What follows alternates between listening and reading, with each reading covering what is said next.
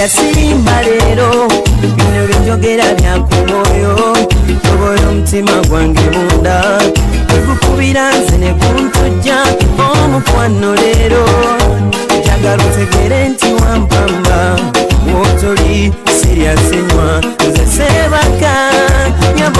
Mukwano gwange mulungi nkwaniriza nnyo ku Delta TV tukole era nenkubuuzaako nti munnange osiibye otya webale kubeera nga atewaddeyo akaddeko ak'omuwendo n'ogamba nti ku ssaawa 11 ku Sande nze mbeera ndi mukulaba Delta TV tukole bannaye mbadde nzigyeko galubindi naye munaye omusana gumpiseemu kanzizeeko tofaayo mukwano okay kakati programu eno eyekwanjula n'embaga ebeerawo buli lwa Sande ssaawa zibeera 11 mpaka 1 ate neddibwamu olw'Emmande essaawa zibeera 3 mpaka 5 nyongera okugamba mukwano tuba tukutuusaako bagole baffe ne tugamba nti gundi agenze naye leero ani yawasiza ani gwe batutte ogenda mumanya naye nga tune bannaffe aba Global Paints bagamba nti elangi yokka gyoba olina okubeera ng'okozesa bw'oba oyagala ennyumba yo ebeere ng'enyirira nga newayitawo emyaka 10 langi esigala erabika bulungi bannaffe aba Global Paints be bakola langi eyo n'olwekyo gwazimba bw'obeera nga ogenda mu hardware ng'otuuse ku stage y'okusiiga langi bagambe bakuwe langi yokka eva mu bannaffe aba Global Paints so kitegedde ate nobo bannaffe aba Jolibo Day and Care Jolibo Day and Care Junior School Jolibo Day Care Junior School bali wali e Buddo Nansove osobola nga otwalayo omwana wo ate abeere ng'asoma basomesa bulungi abaana balya bulungi ate nga eddiini yonna bagikkiriza mukwano be bannaffe aba Jolibo Day and Care oba Jolibo Junior School e Nansove wali eri ku Buddo bo bannaffe aba Sharitas by the World tuliwo okubeera nga tukuteekera omukolo gwo gwonna mukwano tukwase omukolo gwo tuli wano ku Cornerstone Plaza ate bo aba Sharitas School of Beauty tuli mu kusomesa abaana eby'enviiri tubatikkira tubafunira emirimu ate nga tubasomeseza ddala bulungi tulina ne boarding ojja wano ku Cornerstone Plaza ku level 3 edduuka oba amaduuka ago bagayita MP68 ne MP67 ladies and gentlemen ngenda kubanga nkutuusaako omukolo gw'omwami manyi omumanyi oba tomumanyi wali owuliddeko ku ddoboozi lye mwami muwanvu yafunye omukyala w'omulungi mukyala we melanin skin mukyala mukaka mwalina eddiini yagambe mukyala wange ono maze naye ebbanga kukyala erina alongo na Ssaalongo ba Diiki Nvule era nga omwami yakola ku Radio Simba bamuyita mwami Diiki Nvule Nsubuga Ssaalongo yawasiza mukyala we era Nalongo we Rema Anet okitegedde Rema Anet Nvule olwo ne babagatidde wali eri ku Namirembe Cathedral oluvannyuma ne bagenda awo ku Bahai ne beekubya ebifaananyi then ne badda ku Silver Hills Leisure